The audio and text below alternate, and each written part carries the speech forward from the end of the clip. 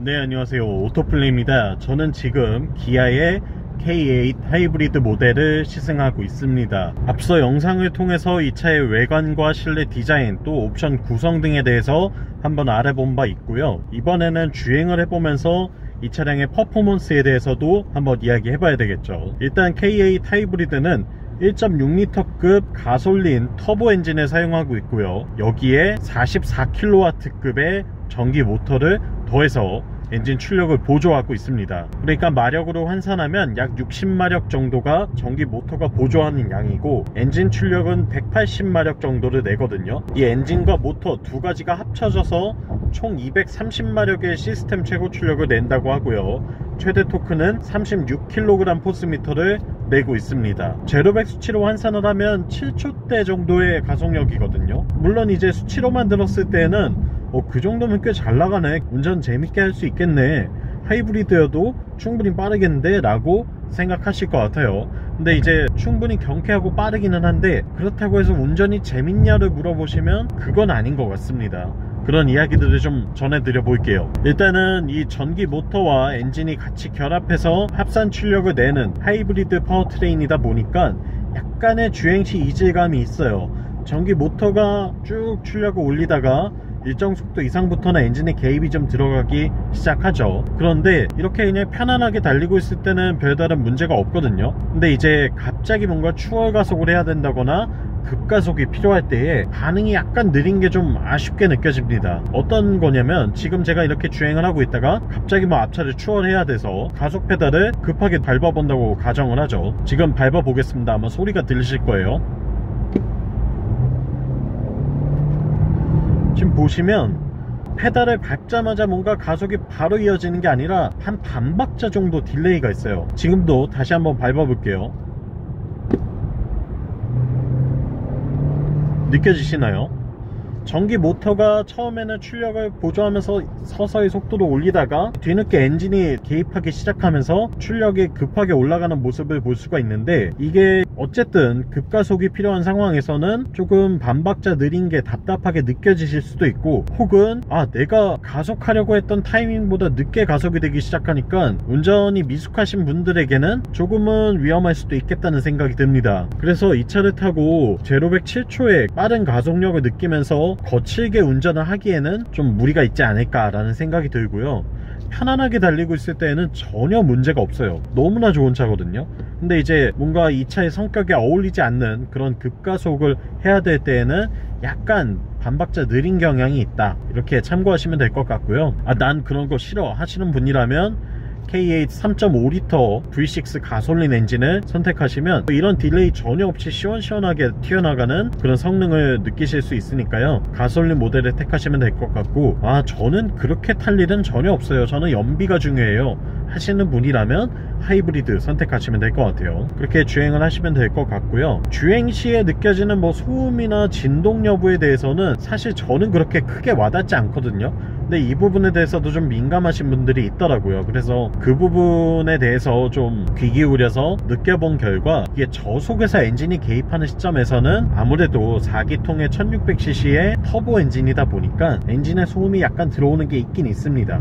근데 이제 전기 모터만 구동해서 돌 때는 사실상 전기차처럼 가는 거니까 아예 주행 소음이 없잖아요. 그렇게 조용한 상태에서 갑자기 엔진이 붙다 보니까 그 소리가 좀 더 크게 들릴 뿐이지 뭐 엄청나게 시끄럽다거나 또는 문제가 될 정도는 아니라는 생각을 하고요. 그 부분에 있어서는 사람마다 편차가 있겠다라고 참고하시면 좋을 것 같네요. 그리고 서스펜션의 세팅에 대해서도 알아봐야 되겠죠. 이 차는 K8 하이브리드 시그니처 스페셜 등급의 풀옵션 구성이에요.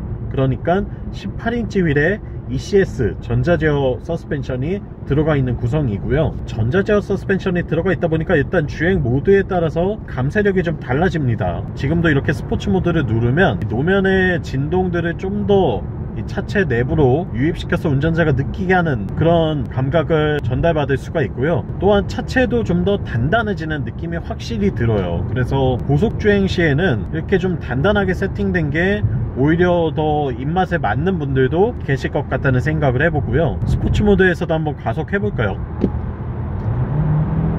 역시나 약간의 엔진 딜레이는 있습니다. 하지만 시원시원하게 뻗어나가는 가속력 덕분에 어느 정도 좀 여유 있게 고속도로에서 이렇게 가속을 할 때에는 별다른 문제는 없을 거라는 생각이 들고요.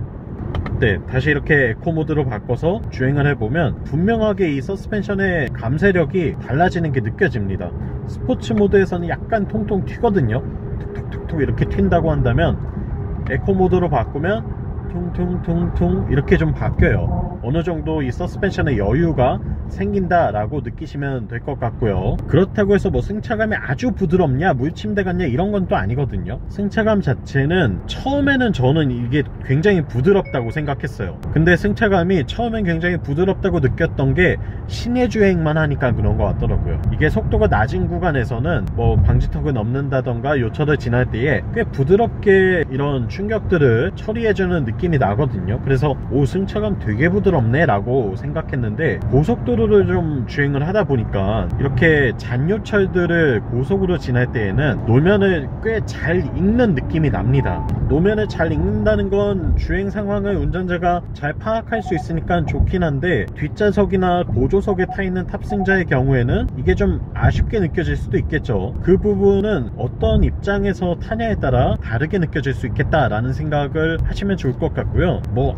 국산차는 물렁물렁해서 못타 뭐 이런 이야기는 전혀 해당되지 않는 차 같습니다. 정말 꽤 탄탄한 세팅을 갖고 있고 또 저속에서는 나름대로 방지턱 같은 충격 흡수를 잘 처리해주는 모습을 볼 수가 있었고요. 물론 K8은 준대형 세단이기 때문에 앞뒤 구조 모두 독립형 서스펜션을 쓰고 있습니다. 멀티링크와 맥퍼슨 스트럿의 독립 구조를 사용을 하고 있고요. 때문에 기본적인 운동 성능은 나쁘지 않아요. 꽤나 괜찮습니다. 아주 부드러운 승차감을 원했다고 하시는 분들이라면 K9 쪽으로 가시는 게 더 알맞을 것 같고요. K8은 좀 더 젊은 감각에 적절하게 타협된 유럽 차들의 세팅을 따르고 있는 느낌이 들어요. 그렇게 이해를 하시면 될 것 같습니다. 제동 성능 같은 경우에는 회생 제동이 페달을 밟을 때 알아서 자동으로 해주거든요. 페달을 한 1-20% 밟을 때에는 회생 제동 위주로 감속을 하고 좀 더 깊게 밟으면 이제 물리 브레이크가 캘리퍼로 꽉 잡으면서 제동이 들어가는 모습을 볼 수가 있는데요. 일회성 제동에서는 뭐 사실 제동력이 부족하다는 느낌은 전혀 없습니다. 다만 이게 이제 원피스톤 캘리퍼가 들어가 있고 또 회생 제동을 위주로 쓰는 그런 형태다 보니까 반복적인 제동을 한다거나 서킷을 들어간다거나 와인딩을 달릴 때에는 조금 무리가 올 수도 있겠다, 이렇게 참고하시면 될 것 같아요. 그리고 핸들링 성능은 앞서 말씀드린 서스펜션이 좀 단단하게 잘 조여져 있기 때문에 스티어링의 감각도 나쁘지 않고요. 돌리는 이 조타량에 따라서 바퀴가 돌아가는 실제 주행감도 꽤나 괜찮습니다. 물론 아주 직관적이라거나 뭐 엄청나게 빠릿빠릿하게 움직이진 않아요. 지금 차선 변경을 약간 급하게 해보면 휠베이스가 길기 때문에 이 뒷바퀴가 여유있게 따라 들어오는 느낌이 있고 아주 날카로운 느낌까지는 아니지만 그럼에도 불구하고 준대형 세단으로서 갖춰야 될 기본기는 충분히 갖고 있다 라고 이야기할 수 있겠네요. 그리고 이 차는 연비에 대해서 이야기를 안 할 수가 없어요. 연비가 진짜 엄청납니다. 지금 제가 이 영상을 찍으면서 약 30분 동안 30km 주행을 하고 있거든요. 평균 연비가 23km가 나오고요. 엄청난 수치죠. 그리고 제가 이 차를 200km 좀 넘게 주행을 했어요. 아마 250에서 300 정도 타게 될 것 같은데 현재 기준으로 평균 연비가 20.2km가 나오고 있습니다. 보이시나요?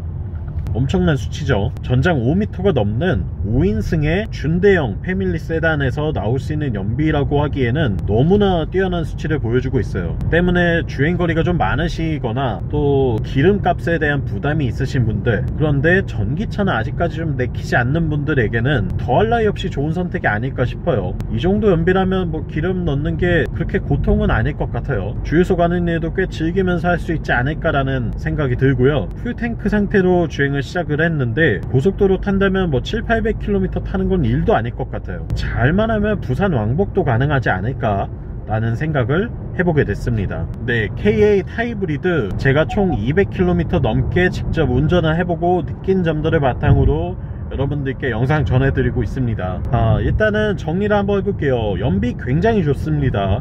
실내 공간 너무나 넓죠. 외관 디자인도 멋져요. 그리고 옵션 구성도 아주 좋습니다. 물론 인포테인먼트가 12.3인치가 들어가긴 하는데 최신의 CCNC는 아니라서 무선 안드로이드 오토나 무선 애플 카플레이는 아직은 지원되지 않아요. 이건 아마 페이스리프트가 되면 그때 지원될 것 같고요. 오디오 음질도 꽤 나쁘지 않습니다. 저는 메리디안 사운드 추가하시는 거 추천드리고요. 출력도 꽤 높은 편이에요. 하이브리드 치고 제로백이 7초 정도 나오니까 가속력 부분에서도 아쉬움은 없습니다. 또한 서스펜션의 세팅도 나쁘지 않아요. 적당히 단단한 느낌을 가져가면서도 기본적으로 승차감 자체가 아주 나쁘지는 않게 그렇게 세팅을 해놓은 구성이기 때문에 저는 꽤 만족스럽다고 표현하고 싶고요. 또 스포츠 모드와 이 에코 모드, 주행 모드에 따라서도 감쇄력이 그래도 꽤 차이나게 달라지는 게 만족스럽습니다. 그리고 아쉬운 점들 이야기해보자면 앞서 말씀드린 대로 무선 안드로이드 오토는 아직 지원되지 않는다는 점, 그리고 가속 페달을 깊게 밟아서 갑자기 급가속할 때는 약간의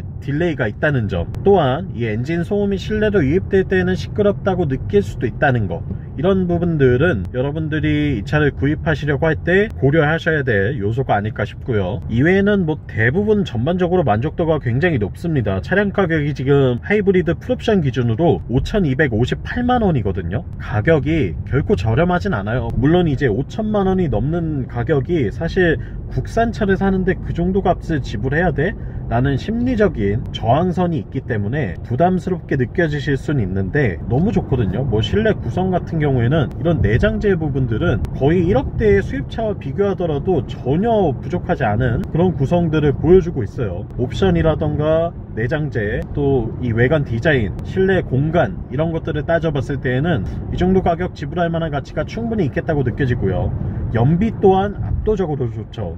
근데 여기서 이제 가성비를 찾고자 하시는 분들이라면 굳이 시그니처 스페셜까지 올라오실 필요는 없을 것 같고요. 휠도 18인치 이런 거 굳이 필요 없습니다. 어차피 연비가 중요하신 분들이라면 휠 사이즈 줄여서 연비도 높이고 승차감도 좀 더 확보하고 거기에 타이어 값도 좀 더 절약하시는 게 좋거든요. 또한 옵션들도 꼭 필요하지 않은 옵션들이라면 선택하지 않고 좀 더 차량 가격을 낮추는 게 도움이 될 수 있고요. 이런 부분들을 좀 타협해서 적당히 4천만원대로 구입을 하신다고 한다면 가성비 진짜 높은 만족스러운 차가 되지 않을까 라는 생각이 듭니다. 그런 점에서 여러분들이 잘 고려하셔서 좋은 차 선택하시면 좋을 것 같고요. 나한테 맞는지가 제일 중요하거든요. 그러니까 꼭 시승해보고 구입하시는 걸 권해드립니다. 직접 한번 타보시고 제가 느낀 거랑 또 다를 수도 있어요. 여러분들이 느끼시기에는 또 다를 수도 있으니까 그런 점들 고려하셔서 직접 타본 뒤에 구매 결정하시면 좋을 것 같습니다. 지금까지 오토플레이였고요. 영상 유익하셨다면 구독과 좋아요로 더 많은 정보도 함께 받아보세요. 다음 시간에 또 만나요. 안녕.